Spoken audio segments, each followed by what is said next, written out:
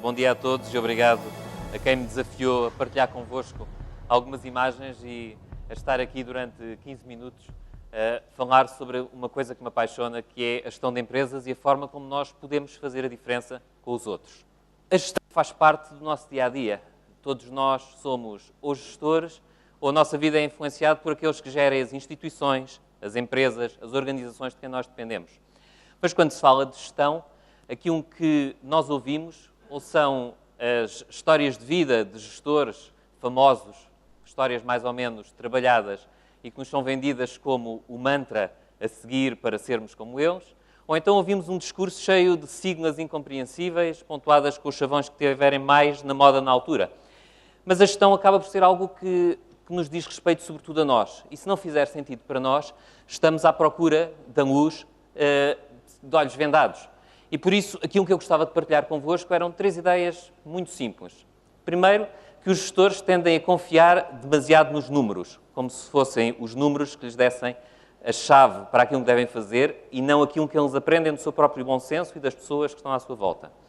A segunda ideia é que os gestores perdem demasiado tempo a pedir contas e a fazer sistemas de prestação de contas, em vez de criarem condições para que cada um de nós assuma a responsabilidade de fazer. E a terceira ideia é que, quando se está numa posição de gestão, se pensa que o poder é alguma coisa que é dado como uma coisa que se usa. E esquecemos que quanto mais poder temos, mais dependemos dos outros com quem estamos. Primeira ideia, a paixão pelos números. Não podia ser mais atual nos tempos que correm. Os gestores olham para os números e, hoje em dia, é possível medir tudo. E tudo o que se faz numa empresa pode ser medido, pode ser traduzido em gráficos muito bonitos, gráficos cheios de cores, com velocímetros, com scorecards, dashboards, todos os nomes fantásticos que encontrarmos, com semáforos verdes, amarelos, vermelhos. E um gestor que olha para aquela panóplia de gráficos e de números e de cores, pensa que está a conduzir um Boeing 747 instalado no cockpit. E esquece que, do alto da sua torre numérica, as pessoas com quem tem que trabalhar não trabalham com números, não comem números, não fazem números. Os números são aquilo que resulta de alguém que recolhe os dados sobre aquilo que é feito. Um exemplo de utilização abundante dos números é o mundo dos call centers. Num call center, tudo pode ser traduzido num número. O tempo que durou a atender uma chamada, o motivo da chamada, os resultados da chamada, a reincidência do contacto pela mesma pessoa, a forma como essa pessoa que atendeu as chamadas esteve inativo entre uma chamada e outra, são tudo números. E esses números são transformados pelos gestores que querem que o call center seja mais eficiente e que têm objetivos a cumprir, transformam-nos em objetivos. E quando nós fixamos um objetivo, temos uma razão para o fixar. É como, à noite, nós podemos estender a mão e apontar para a lua. O problema é que quando fixamos um objetivo e quando medimos as pessoas pelo cumprimento desse objetivo, as pessoas não olham para a lua, olham para a mão. E como a lua se mexe todos os dias, a dada altura, aquilo que nós estamos a apontar e aquilo em que estamos a focar a nossa atenção deixa de ser aquilo que é realmente importante e, se calhar, até já não faz sentido face à razão pelo qual foi fixado esse objetivo. E, por isso, num call center, por fantástico seja o atingimento dos objetivos numéricos, por extraordinária capacidade para atender todos os clientes em menos de 5 minutos, por exemplo, isso não serve de nada se os clientes dessa empresa não virem os seus problemas resolvidos e a trocarem por outro concorrente. Por isso, os números são necessários, não me interpretem mal. Os números são tão necessários para a gestão como a lenha é necessária para fazer uma fogueira. Mas se nós olharmos para os números sem a história que está por trás deles, sem perceber a narrativa e o sentido que eles estão, é como se estivéssemos a tentar fazer uma fogueira com muita lenha, mas sem os fósforos para lhe pegar fogo. A segunda ideia que gostava de partilhar convosco é a forma como os gestores agarram nos números e nos objetivos e, naturalmente, pedem contas. E, ao pedir contas, utilizam técnicas de gestão e uma das mais populares é a gestão de projetos, em que se transforma coisas complexas em pedaços que sejam geríveis e executáveis. Há 10 anos atrás, eu estava a começar a dedicar 3 anos da minha vida a um programa de doutoramento um programa de doutoramento fora do normal, oferecido pela Universidade de Hertfordshire, no Reino Unido, em associação com o Instituto de Grupo Análise de Londres, o que fazia com que metade dos meus colegas fossem psicoterapeutas ou grupo analistas. E, para além disso, era um programa de doutoramento que, em vez de me fechar numa torre de marfim para investigar a verdade da gestão, obrigava, pelo contrário, que todas as pessoas para estarem naquele programa tinham que continuar a trabalhar. E não só tinham que continuar a trabalhar, como a sua matéria-prima essencial para investigar era a sua experiência, aquilo que fazia sentido na sua experiência enquanto gestor no seu dia-a-dia. Talvez, por saber que era uma coisa um bocadinho esotérica, um colega meu um dia perguntou-me o que é que eu estava a investigar.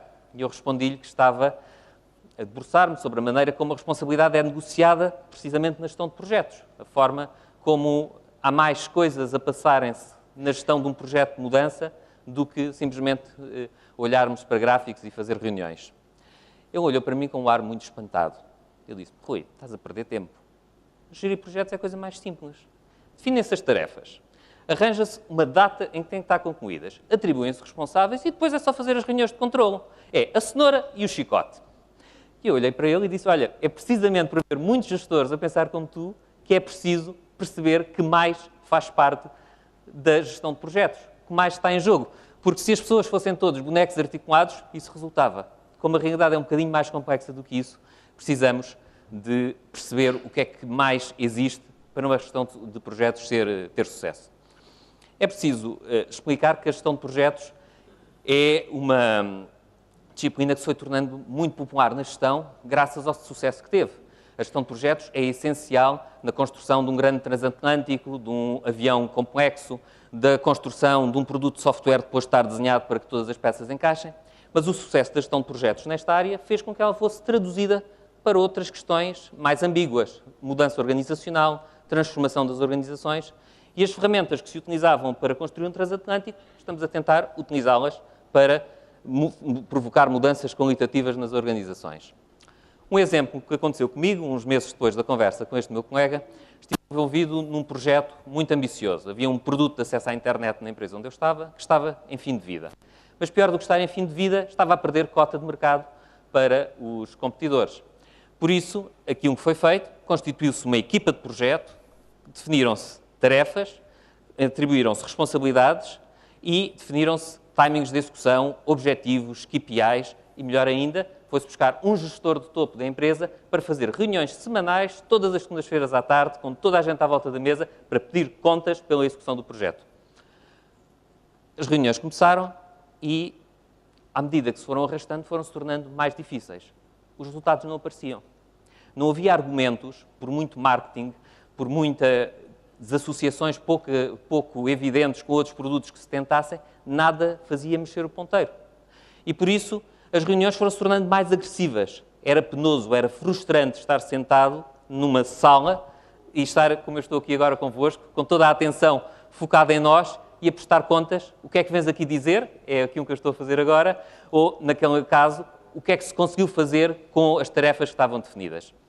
E por isso a equipa defendeu-se. E defendeu-se de uma maneira muito simples. As reuniões eram à segunda-feira à tarde, à segunda-feira de manhã passámos a reunir e a preparar de forma a que estivéssemos coesos e prontos para o grupo responder ao embate da reunião da tarde.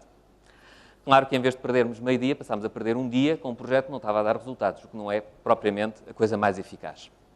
E isto arrastou-se no tempo. Eis que subitamente a equipa técnica que estava envolvida no projeto encontrou uma forma de fazer melhor do que os concorrentes, com uma tecnologia própria, em vez de licenciar a um fornecedor estrangeiro, e toda a gente na equipa percebeu que aquilo era a forma de nós conseguirmos ter resultados. E por isso organizámos-nos, preparámos campanhas, agarrámos naquilo que era a base, transformámos isso numa oferta que fosse compreensível, formámos as pessoas que iam dar suporte ao cliente, lançámos a campanha, colocámos o produto à disposição do mercado e finalmente começámos a ter resultados. E isso mexeu o ponteiro e em vez de perdermos espaço, começámos a ganhar. O mais curioso é que isso aconteceu numa altura em que deixou de haver reuniões de controle. O gestor de topo, que era o grande timoneiro deste esforço, foi apanhado numa reestruturação organizacional, perdeu o pelouro que lhe permitia controlar este projeto, as reuniões deixaram-se de fazer. Mas não foi isso que impediu aquela equipa de pessoas motivadas, responsáveis, maduras, de assumirem a responsabilidade ativa de fazerem, de se tornarem num grupo e de que a soma de todos eles fosse mais do que aquilo que cada um podia fazer. E por isso, as técnicas de comando e controle, a famosa cenoura e o chicote, podem ser muito eficazes quando aquilo que é preciso fazer é uma coisa operacional, mecânica, não ambígua.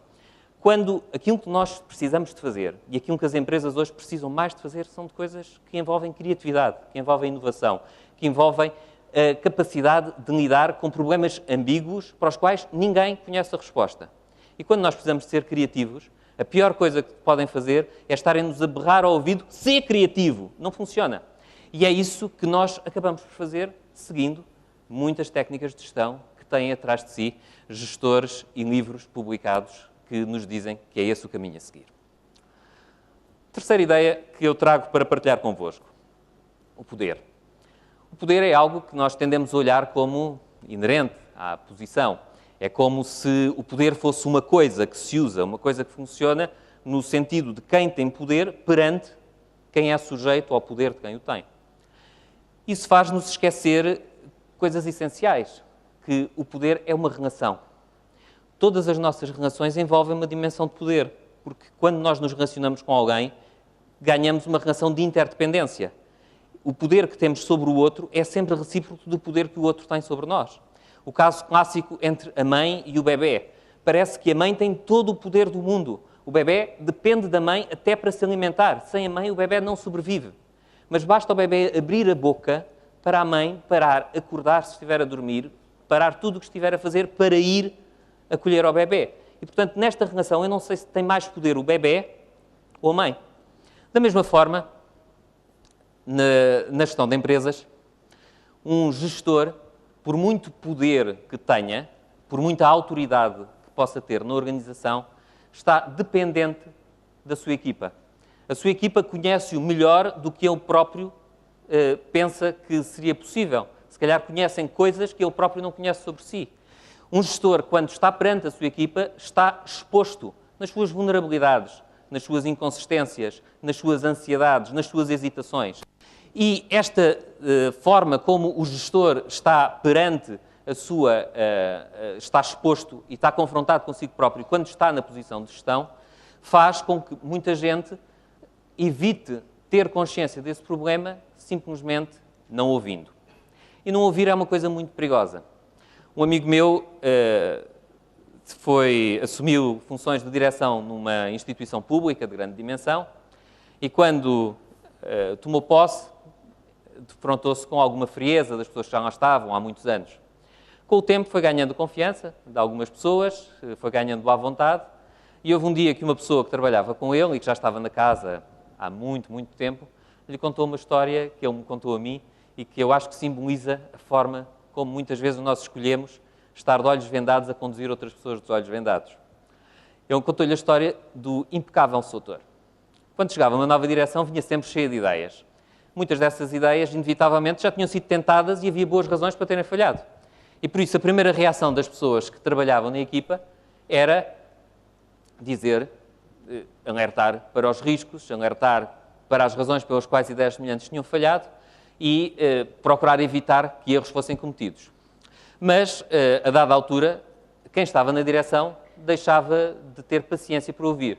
Entendia a informação que lhe estava a ser dada como pessoas orientadas para os problemas, pessoas que não queriam fazer de maneira diferente, pessoas que queriam boicotar o trabalho que estavam. E então deixavam de dizer para fazer e passavam a mandar.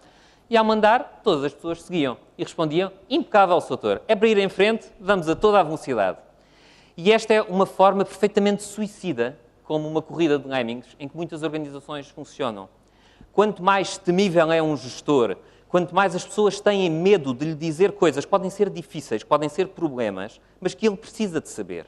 E se ele não souber, ele pode estar a conduzir a sua organização pelo precipício e a informação para evitar isso estava do outro lado da sua porta, mas não lhe foi dada pelo padrão de relacionamento que ele estabeleceu com as pessoas que estavam próximo deles. E isto é um risco tremendo para muitas organizações. E um gestor que se sente, um gestor musculado, um gestor capaz de ter resultados, acaba, no fundo, por estar numa corrida às cegas. E isso é algo que pode-se pagar muito, muito caro. E a gestão é, acima de tudo, o trabalho, a arte de nos relacionarmos com os outros. Um gestor tem como o seu foco de trabalho as relações que estabelece com as pessoas. Um gestor que não é capaz de influenciar as ações dos outros não está a gerir, está simplesmente numa posição de autoridade em que tem no cartão a dizer que é gestor, que é diretor, que é outra função qualquer que se associe à gestão. A gestão é a capacidade de influenciar. Mas, para nós sermos capazes de influenciar, estamos a influenciar a cultura da organização, que é o padrão dos relacionamentos à nossa volta. A cultura que está à nossa volta traduz-se em coisas tão simples como as histórias que se contam quando entra uma nova pessoa na organização, aquilo que faz parte dos mitos daquele espaço em concreto, a expectativa que temos de podermos confiar nos compromissos que são assumidos por um colega, a forma como estamos à espera que as pessoas sejam pontuais ou não, o facto de, numa reunião, ser normal estarem todos agarrados a um portátil a responder aos e-mails, ou estarem com atenção e fazerem com que a reunião demore o menos tempo possível. Tudo isso faz parte da cultura. Mas o erro que muitos gestores fazem quando tentam influenciar a cultura e desenhar a cultura, que é uma coisa que eu acredito que não é possível, é fazerem-no através do discurso. E não é possível influenciar a cultura sem ser pelo exemplo, por aquilo que se faz. Não serve de nada a uma organização vir dizer que é muito familiarmente responsável e concorrer a prémios e divulgar essa sua postura, quando toda a gente que está na organização sabe que as colaboradoras que são mães, quando regressam da licença de parto, ou ficam sem função ou são despromovidas. Da mesma forma, não interessa nada um gestor de topo dizer os nossos colaboradores são o maior ativo desta organização, quando nessa organização as pessoas souberem que quando chega a uma determinada idade são todos convidados a sair, quer tenham sido muito importantes ou pouco importantes para a organização. E por isso a verdade nos atos, a verdade na comunicação, a verdade na postura, é um instrumento fundamental da gestão. E gerir pode ser algo extraordinário. Gerir é aquilo que nos permite fazer mais do que aquilo que seríamos capazes de fazer sozinhos. Todos nós somos gestores, que mais não seja da nossa própria vida. E a gestão pode ser a possibilidade, a oportunidade de darmos sentido àquilo que estamos todos a fazer em conjunto num determinado local de trabalho ou numa organização que não seja de trabalho.